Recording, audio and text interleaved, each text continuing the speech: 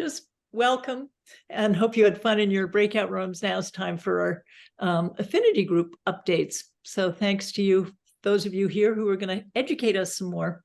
I'm actually going to start off just with a really brief one because poor golly, Lodish had to back out because of childcare issues just in the last 10 minutes, but she sent me this. She is running the palliative care affinity group, and they have a Zoom meeting this Tuesday, the 12th of September.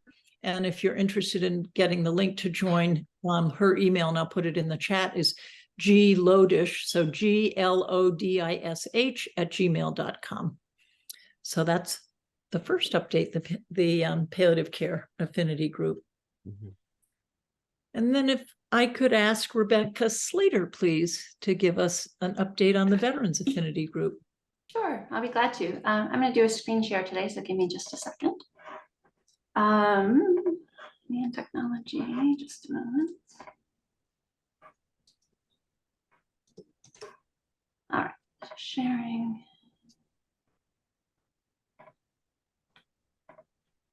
All right, can you see me here? Mm-hmm. All right, so my name is Rebecca Slater. I facilitate the Veterans Connection, Engagement, and Support. It's an affinity group for veterans and those who support them. We have a mission to really help the veteran community, whoever can find us, to find a trusted path. And that comes in multiple ways through the community we're building. We have a group that it's veterans and providers and advocates. And through these means, we're connecting them with other groups within the ecosystem. It's, we think it's a very cloudy ecosystem for everyone, for the general public. You throw the complexities of the veteran community on there, it's even trickier. So what we're really trying to do is find that trusted path to illuminate a way that they can find access and support when they need it. What's pressing right now, we've been actively meeting for almost, I think, 2 years now. And the themes that are pressing the most that we hear continually are, I'm suffering now, what can I do? Or I've started my journey, and how do I find community? We receive these questions from all over the country. People will connect with us. And we're not a group that's trying to do something new. We're working to help try to answer these questions with the most access to the most resources that are available today. So what's new in that realm is basing really on the community element of it is we are a value exchange container, vet to vet, vet to provider, or just general collaboration on the ecosystem. Is we're sharing resources, sharing the latest on access, getting input on the true needs of the veterans as it's constantly changing and evolving. And through cross-country collaboration in this group, we're able to share resources. It really does take a village to find the latest and greatest, because as with the entire psychedelic ecosystem, it's constantly evolving. So we're doing our best to stay up on the latest and get people in touch with the most recent information. With that, we get research updates from Bob and Mark, who are in this group. They'll bring their updates as they have them to the group. And that has really nice engagement with, there's other people on the call who are in VAs across the country. So they're able to share that information also with VA providers and veterans in the group. Really, I think where the sweet spot is we're a hub to other support channels. As I mentioned, we're not something new, but we've got engagement with Heroic Hearts Project, Hope Project, Heroic Path to Light, a lot of these leading organizations that are trusted. They are trying to build the gold standard for treatment for veterans. And so we are really working to make sure that we're able to connect them with those that are emerging. Additionally, at a local level, there's other groups for New England Veterans for Plant Medicine and Psychedelics for Maine Veterans. Those are local groups that if someone comes to us and says, hey, I'm in Maine or I'm here, we're able to try to connect people to some communities where they can feel good joining. And really where we are too is, as we're becoming more comfortable, we're starting to do more to strengthen the voice. We've had Jesse Gould from Heroic Hearts join us earlier this year to do essentially a Q&A. The veterans will receive questions from their friends or family, and it was, how to amplify their voice, how to feel more confident. and figuring out how to, what they can share and trying to give them access to resources to help them better answer those questions. And we're also getting engaged with the 2024 Massachusetts ballot for plant-based substances. Veterans' voice is very powerful, so we're getting folks engaged in that. And then what's next? Really, the next step is strengthening those support channels. We meet once a month via Zoom, and it's great, but there's also a lot of turnover in people who show up, and we're trying to figure out how can we do veteran to veteran support channels, whether there's separate groups already emerging or whether we expand and could support a veteran style of integration session. And challenges, working through challenges around that. Really would love to get in person, but location, we're of the veterans in the group, getting everyone in one place. We're at all different corners of the state, so even doing that is challenging. So we're trying to build that, and then also looking forward, trying to figure out more legislative advocacy as people become more comfortable sharing their voice, giving them means by which within Massachusetts or where other states they are maybe sharing connections of how they can share their voice in those communities. And then trying to figure out also education toolkits. So if they're in a place and they're asked, hey, where can I go today? Well, maybe here's the list of the ways that a veteran could access care through the various networks, retreats, or organizations that are supporting that. So finally, just a closing, if you have a veteran and or somebody in your life is a veteran, they're welcome to reach out to us. They might email us here. I'll put it in the chat as well. Or if you'd like to get involved, you're more than welcome to. We're really, the group is really founded on veterans, veteran health providers, and those who work close in the community who are advocates in that the veteran or military communities. That's all I have. Thank you. Thank you so much, Rebecca.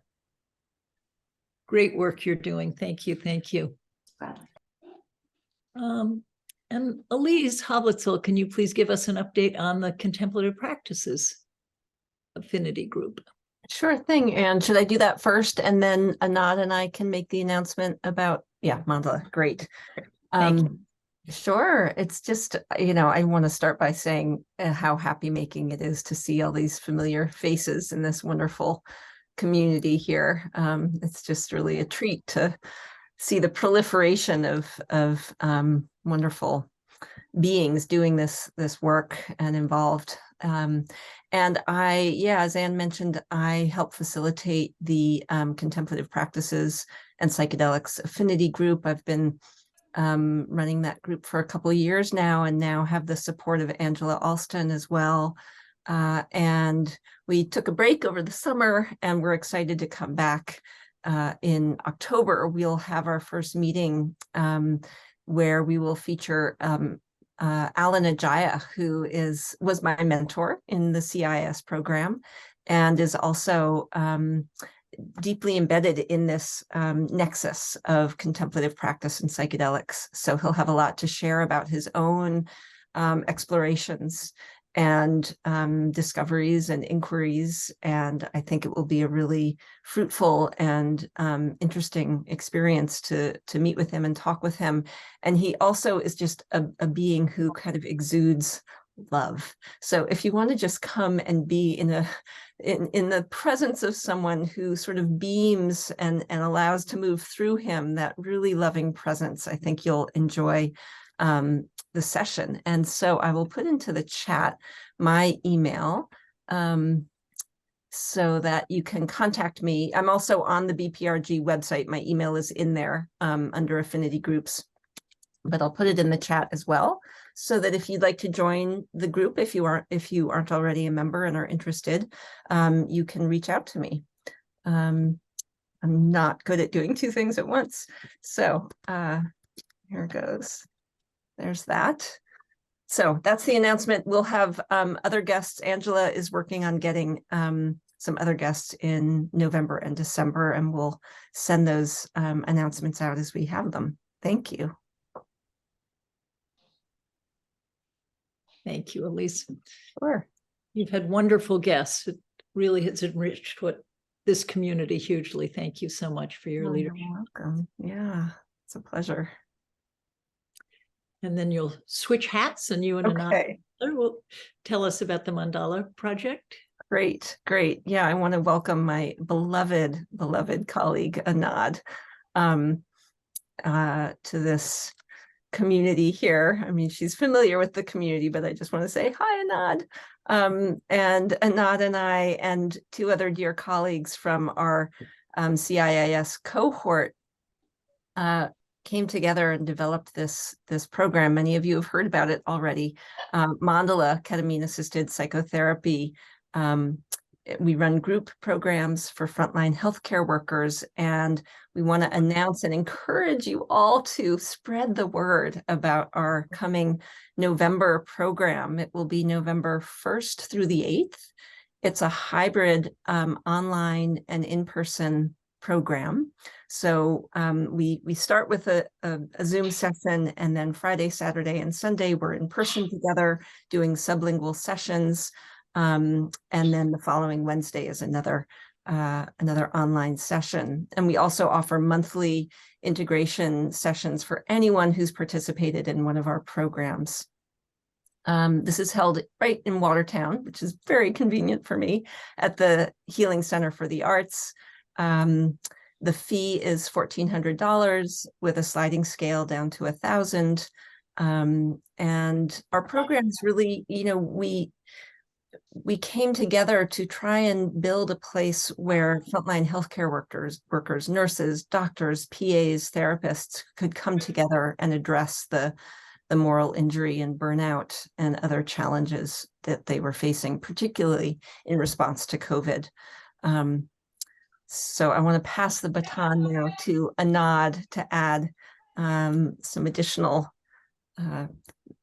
feel to the announcement, to the offering. Hello, everybody. Thank you, Elise.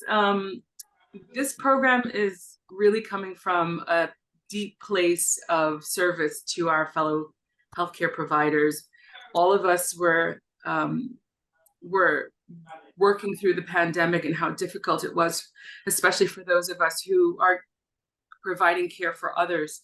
And so we created this program out of a desire to really support our colleagues as we continue to give from a place of love to each other, as well as to all of our patients in our communities. So this program is really focused on self-care, self-connection, and self-love, and really receiving care from others. And it's really difficult sometimes for people who are healthcare providers to receive care, to receive that focus on their own processes and their own growth. And so we wanted to share this program with you. I put the link for our program in the chat, and so at least put the flyer there as well. And we've had such amazing results from our participants, such heartfelt sharing, some saying that this was the most love they've ever felt in a program ever. We've had therapists say that this is the gold standard for this kind of work. And I think it's really important that we convey to you the care and the support and the amount of connection that is provided in the group. And what we do is really a service of love. So share this with any of your coworkers. I know many of you must know healthcare providers that are struggling, that are having a hard time, that are looking at where they want to be within healthcare. And if some of them are leaving healthcare, and this is an opportunity to go deep within a container of their colleagues to really explore those areas and connect them back to why they chose to go into healthcare in the first place, and give an opportunity for relighting and reigniting that flame. So please find us on Facebook. We're on Instagram and through our website at overgroundmed.com. Thank you, Anand. Thank you. And thank you, Anne, for the chance to share here. Really appreciate it. Mark Schick, I believe you need to go on mute, please. Okay, just a moment. Thank you. So Elise and Anand, many, many thanks. It's beautiful work you're doing. And if you haven't posted it on our Mighty Networks platform. That's another really good place to post it. And anyone else who's doing good programs, I recommend that. Thank you for that reminder, Anne. Thanks, Thank everybody. you. Next, Zach Sager is going to give us an update on the CAP work that he's doing at the Brigham, please. Hi, everybody. It's nice to see everybody. Oh, Zach, your connection is really not good. So I'm going to share a little bit about the work Maybe that's you can going on turn at off Brigham your and video. Women's. That might help your audio.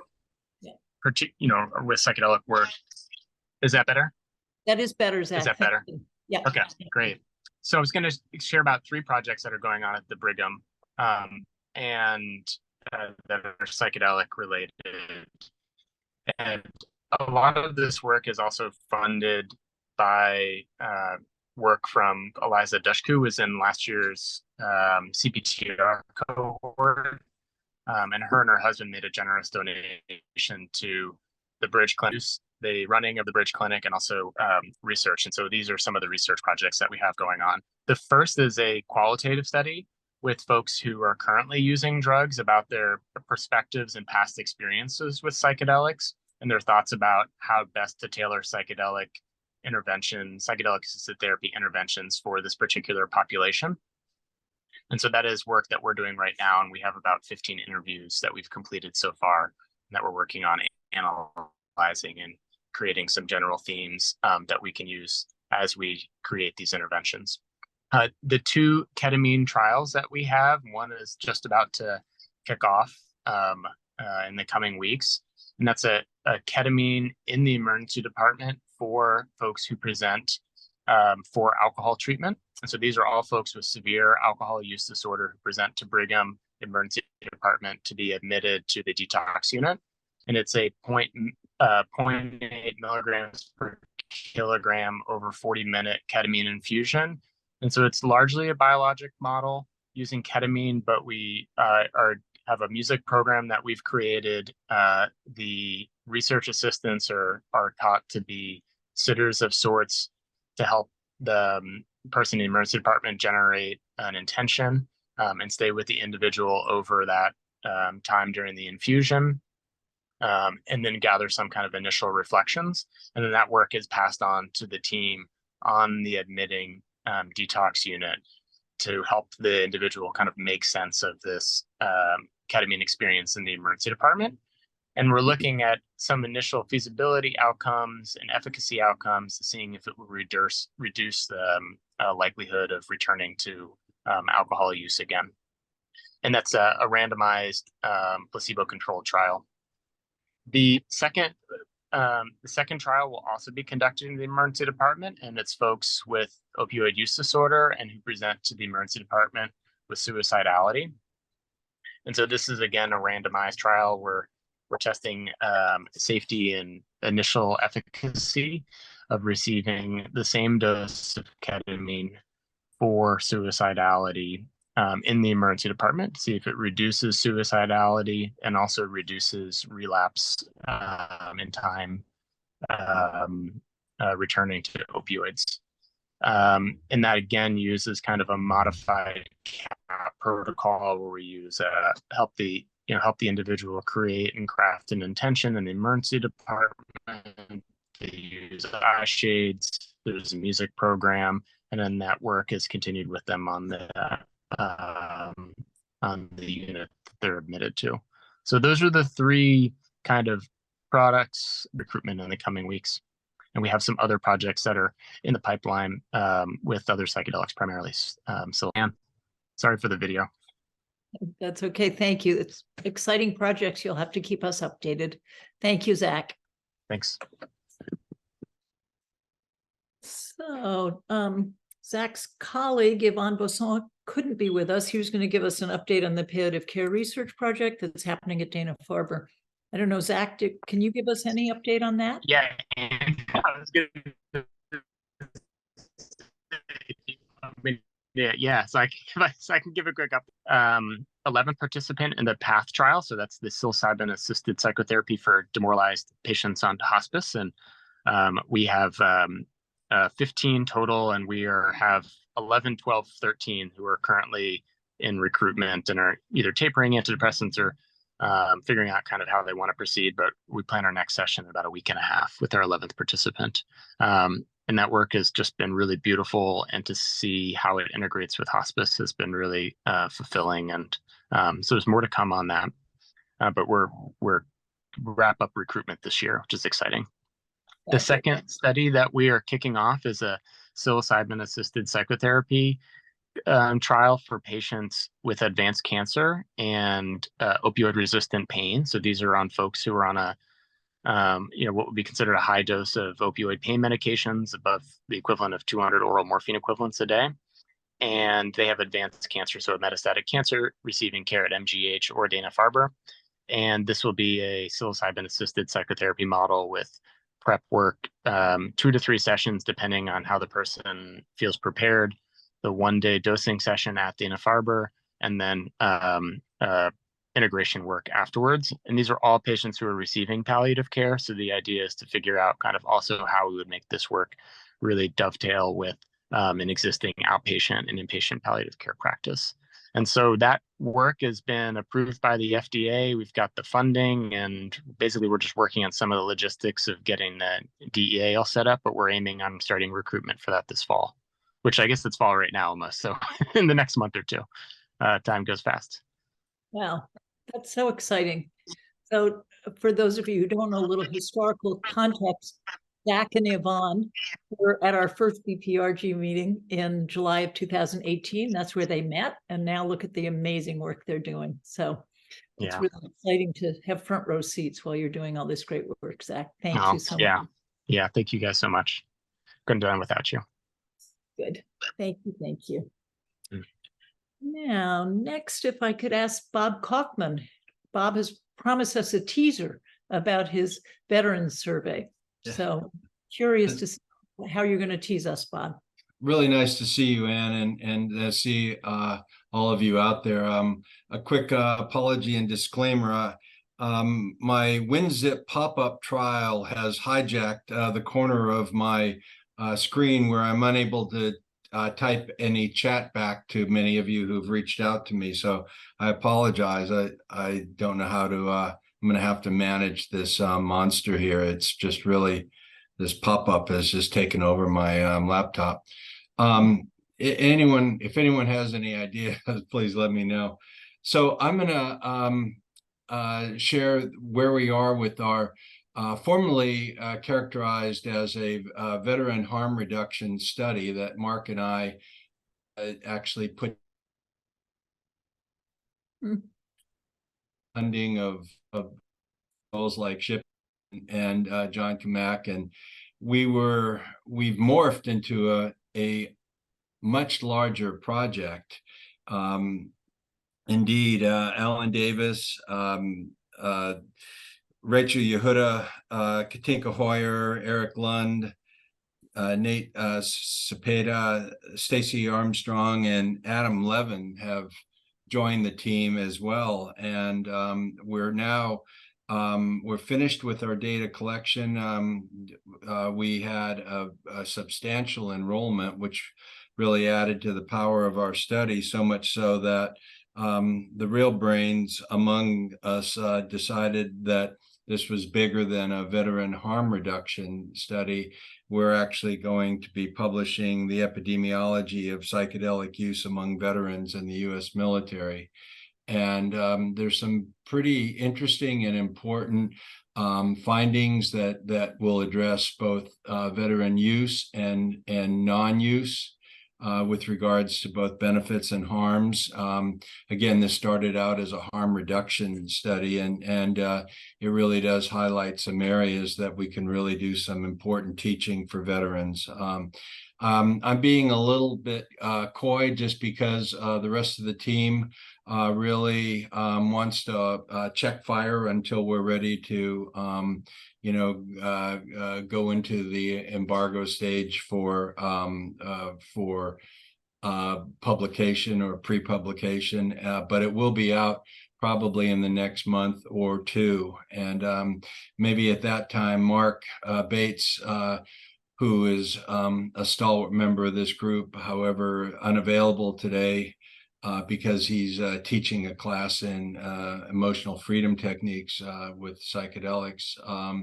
Maybe Mark and I can have a little bit more time once the data is available to share, and we can have a discussion. I know that you know, the affinity groups will certainly be interested in looking at this. Anyway, thank you for the opportunity to update you all with the teaser. And if anyone has any idea as to how I can reclaim the territory on my screen, I would be most grateful. Great. Thank you, Bob. I don't think I can help you with the tech stuff, but maybe someone else. I've even gone into my you know, the registry and have tried to edit the registry, and so I'm already beyond my capability. But anyway, if anyone knows, I'll stand by. Turn it off and on. That's all I know. Thank you, Anne. Thank you, Bob. We look forward to hearing more once you can share more. Absolutely. Bob, what is the pop-up again? It says your WinZip trial has expired. Activate now and continue to use WinZip and hassle-free. Satisfaction guaranteed. Activate now. Oh yeah. Oh man. Okay, let me see if I can find out. I'll let you know if I find out anything, but that's rough. Sorry. I wouldn't trust it. It could be malware. Yeah. You know, we're all held hostage these days by our devices. It's terrible. Mm-hmm. All right. Well, good luck. And when you figure it out, maybe you can let us know. Next, I'd like to invite someone who's new to our meetings. Jared Moffett is with New Approach and is helping to lead the mass ballot proposals here. And so I'm really interested to hear what Jared wants to teach us. Jared, welcome. Well, thank you so much for inviting me, Anne, and it's great to be with this really terrific community. I'm fascinated by what I've already heard and what's going on, so it's a pleasure and privilege to be here. So yeah, my name is Jared Moffett. I'm based in Sacramento. I'm the Deputy Director of Policy and Advocacy for New Approach, and I've been doing drug policy organizing reform efforts for about a decade, a little over a decade, and New Approach has been leading drug policy and criminal justice reform ballot measures for about that same time, for about a decade across the country. And we also do some state legislative work, but we're a small team of political campaign leaders and organizers. And, you know, we share a motivation of ending the war on drugs. And when it comes to psychedelics in particular, we are seeking to expand legal access and remove the stigma that comes from the years of criminalization that have prevented so many from accessing these healing modalities. We are, as I mentioned, active in a lot of states, but what I'm most excited to share with all of you about is our efforts to kick off a 2024 Massachusetts ballot effort. And so I'll be, you know, fairly brief, but you know, I'll just go ahead and put my email in the chat here in case anyone wants to follow up with me. What I'd like to share just briefly is the policy that has been submitted and as of this week certified by the Attorney General in Massachusetts for us to circulate and collect signatures. And then also just a sort of a brief overview of what the timeline for the campaign looks like. So in terms of the policy, for those of you who are familiar, there's a model in Oregon that voters approved in 2020 that New Approach helped spearhead that campaign as well, that voters passed, and also in Colorado last year in 2022. And this is a state-based regulatory model to set up a system, a framework for individuals 21 and older to go to a healing center, to a licensed facility where there are trained and licensed psychedelic facilitators. In the case of Oregon, the policy only involves psilocybin. In the case of Colorado, it involves other natural psychedelics as well. So psilocybin, mescaline, ibogaine, DMT, ayahuasca. And the policy in Massachusetts that's been put forward and is now, again, certified to move ahead includes those same substances that Colorado's measure approved. So it includes the multiple fungi, plant-based psychedelic substances. And so the bulk of the policy, as I mentioned, is to set up a regulatory framework to allow folks to access these substances and psychedelic services with a trained facilitator. And so there's in the Massachusetts policy, a 5-member commission that will be appointed by the governor, the treasurer, the attorney general will have those appointment powers. And there'll also be a 20-member advisory board that convenes prior to the issuance of regulations. And so the idea is that the advisory board develops policy recommendations and works closely with the commission, and then the commission is charged with actually setting up the framework and setting up a system for facilitators to become trained and licensed, and also setting up a system of oversight for the treatment facilities themselves, the therapy centers. There's also licenses for laboratories that test the psychedelic products to make sure that dosage and there's no contamination issues there as well. And the idea is that this is again a supervised a system of supervised use. So there's not going to be under this policy any type of retail sales. So it's not like cannabis where folks can go in and purchase products from stores and go home.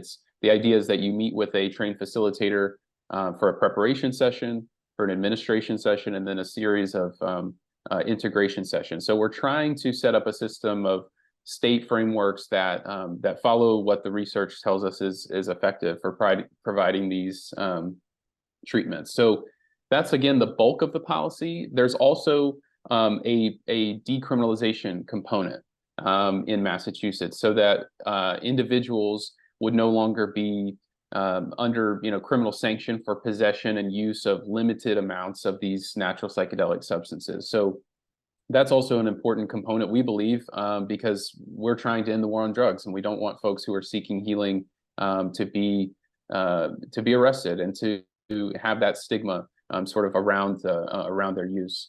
So that's the basics of the policy. And again, I'm sure there's lots more that we could, if we had time, dig into. And that's why I definitely want to encourage anyone who's interested to please reach out to me. Happy to provide materials, a more in-depth summary, talk about any specific aspects that interest you. So let me know. And then the other update I'd like to just share is sort of where we are in the process. I'm a little bit of a ballot initiative nerd, and I love direct democracy. And so this to me is a really fun part of my job, is I get to organize these campaigns. And where we are in Massachusetts is we had a deadline to file ballot language on August 2nd.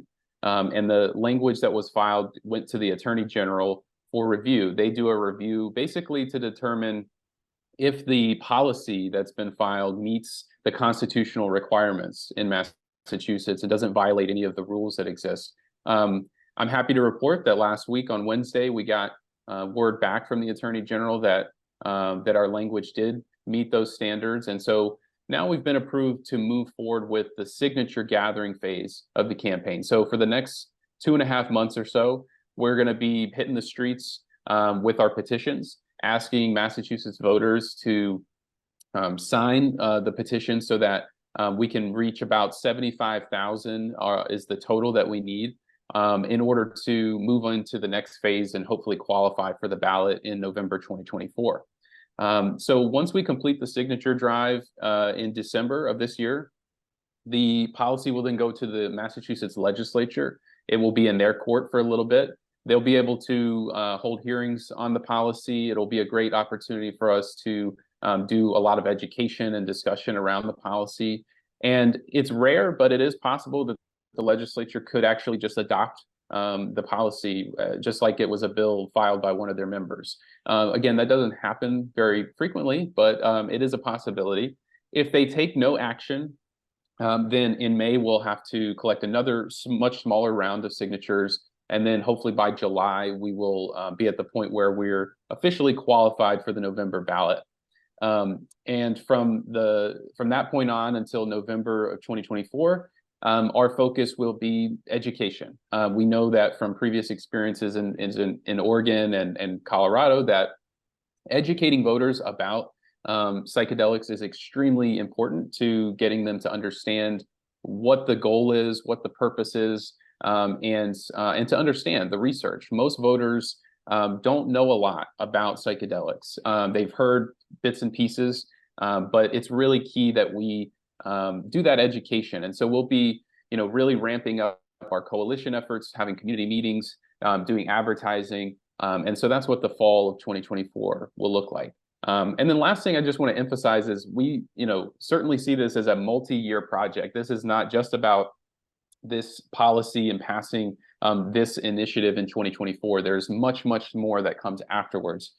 So after hopefully we pass the policy with the voters, there will be a long implementation period. There's going to be another opportunity for the legislature to weigh in. They can amend the initiative if they so choose. And there's going to be the establishment of an advisory board.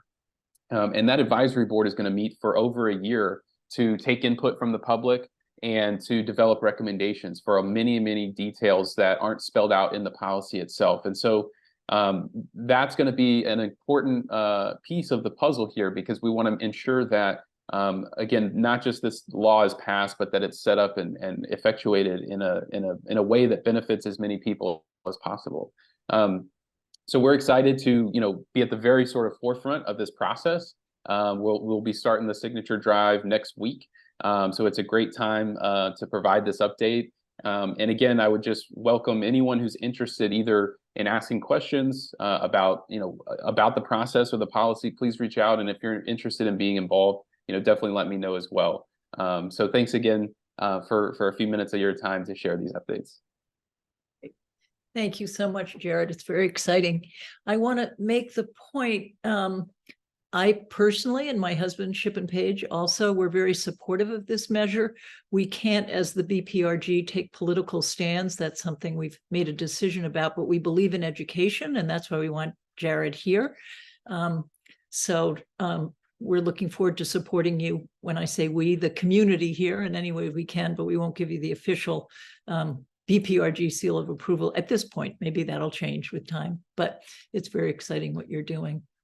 If you have a few more minutes, we have a few more minutes. If anyone has any questions of Jared about either the process or the content of the ballot measures, anyone? How do I get you to do this in Connecticut? Yeah, we are hoping to be able to expand and really, I should say this too.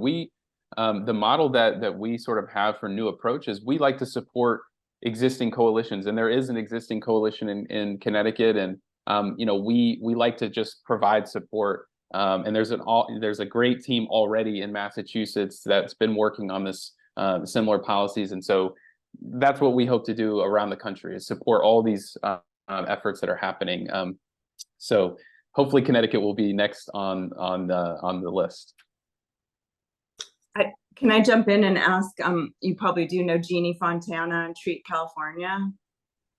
I don't know Jeannie, but I've certainly heard about the Treat initiative. Mm-hmm. Yeah, very similar timeline. She submitted legislation in Sacramento and about to start collecting signatures, and it'll be a $5 billion citizen-driven initiative that she's working on. It sounds like a very parallel process. I know Anne and Jeannie and I chatted for a bit in Denver, and she's getting the support of unions. I mean, it's just an outreach to student campuses, and I mean, just it's this all out boots on the ground effort. So I just was thinking strategy wise, if it's helpful, as you said, to be coordinating or just in communication with people to do almost like best practices of this thing, because it's so new, of how to get it at that level, So anyway, just a suggestion.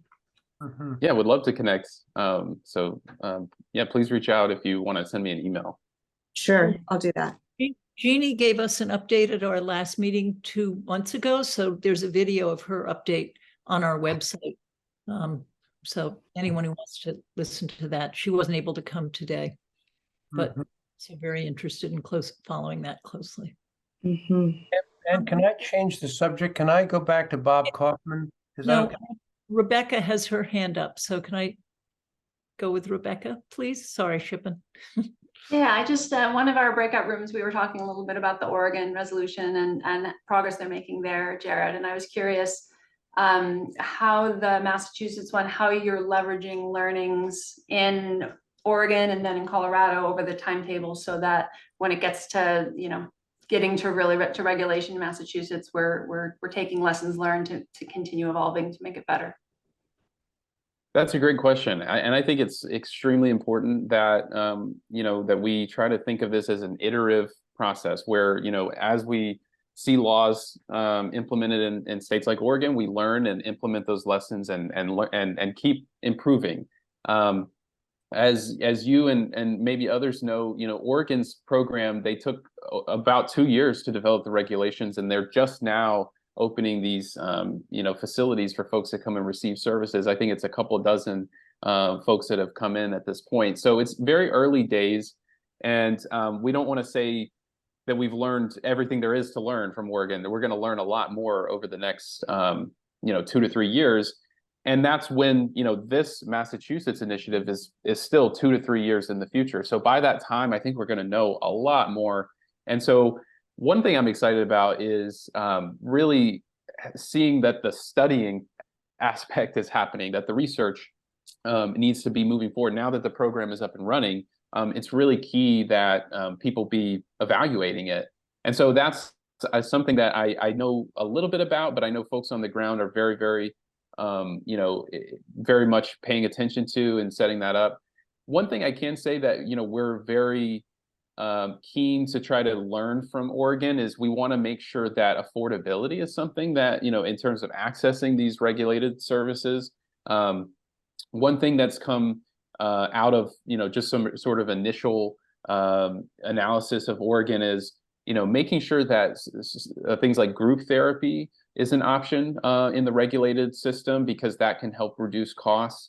So that's something that the Massachusetts initiative does allow. There's also allowance in Colorado and the Massachusetts initiative, allowance for a tiered system of facilitator licenses. And the reason I think that's so important is because different folks come in with different levels of care needs. And so we want to set it up so that it's not necessarily a one-size-fits-all facilitator model that goes with the different, you know, people that are seeking out these services. And so that's not spelled out in great detail in the initiative, but again, when it comes to the advisory board and the regulatory process, that's going to be something that I hope and I believe will be a very intense focal point to make sure that we, again, are addressing folks and meeting the different needs that people have. So those are the two. There's some other sort of more nuanced and detailed things that I think have come out, but I'm really glad you raised that, Rebecca, because it's just so important that we pay attention to what's happening in these other states as we're thinking about how to steer things in the right direction in Massachusetts. Mm-hmm. Yes, thank you. Important question. Any other questions? We're coming close to the end of our time, but we're lucky to have Jared with us, so take advantage of his wisdom. Anyone else? I had no one else. I had one question that I know, just because I am getting the emails about the referendum, that there are actually 2 that have been approved. Yep. Can you address that and tell us about those? Sure. Yeah, the 2 initiatives, and this is very common in Massachusetts, that folks will file, campaigns will file multiple versions of their initiatives. And one of the reasons we did that was because we wanted to make sure that you know, we would survive the certification process. There are, you know, various things that can trip you up within the AG's office. Fortunately, this past week, both of the initiatives that we filed were certified, so we don't have to worry about that. And we intend to only pursue one of these initiatives. The difference between the 2, they're almost identical. The only difference is that one decriminalizes home cultivation for personal use. The other does not. And, you know, I'll just say that I think based on talking with a lot of folks who are, part of this coalition, I think we all agree that it's better in terms of a policy preference to have decriminalization apply to cultivation. And that's what I'm very hopeful that's the one that we'll move forward with. The reason we're not 100% sure at this exact moment is because when you single out that issue with voters, it can be a sticking point with some folks. It can be something that some voters can't quite wrap their heads around. And so what we're doing is we're doing another poll with the exact ballot language that the Attorney General provided us, and we're making sure that that cultivation initiative, because it is called out in the summary, that doesn't present some type of really differential in terms of voter support. Obviously, what we put forward, we want voters to approve, and so that's kind of the last check we're doing before we move forward. So I'm glad you asked about that, Anne, because I think it's been something that folks are interested in, but we are going to just move forward with one of those initiatives, and I'm very hopeful. And if I were betting, I think it's going to be the one that decriminalizes home cultivation. Good. That's great news. Thanks. Yeah. So, and I see we have another question. Are you okay, Jared, on time? Absolutely. Great. Yeah. Jim, you want to ask your question? Yeah, sure. Thanks, Jared. Just a really quick question. How can we potentially, as local individuals, help out? Whether it's on the signature side of things or just any other way we can, I don't know, support the initiative.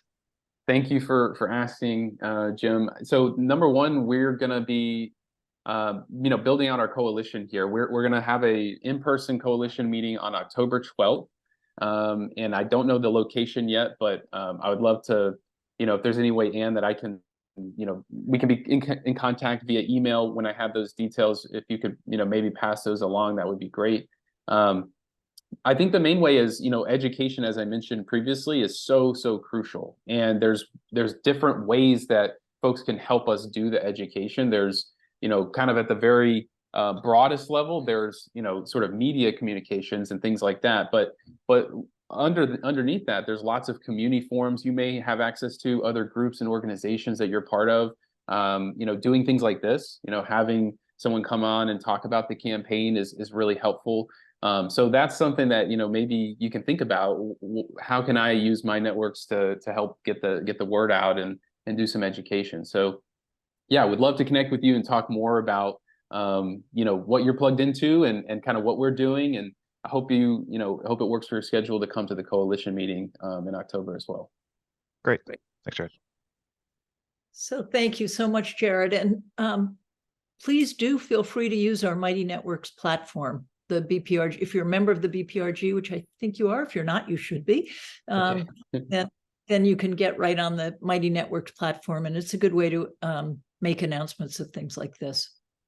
Perfect. So, and also, as you know, because you've done this great report, we'll ask you to send us a paragraph with some of the information in it. So we'll be sending that follow-up email out in about 2 weeks. So maybe by then you'll know the exact time of the October 12th, where and when.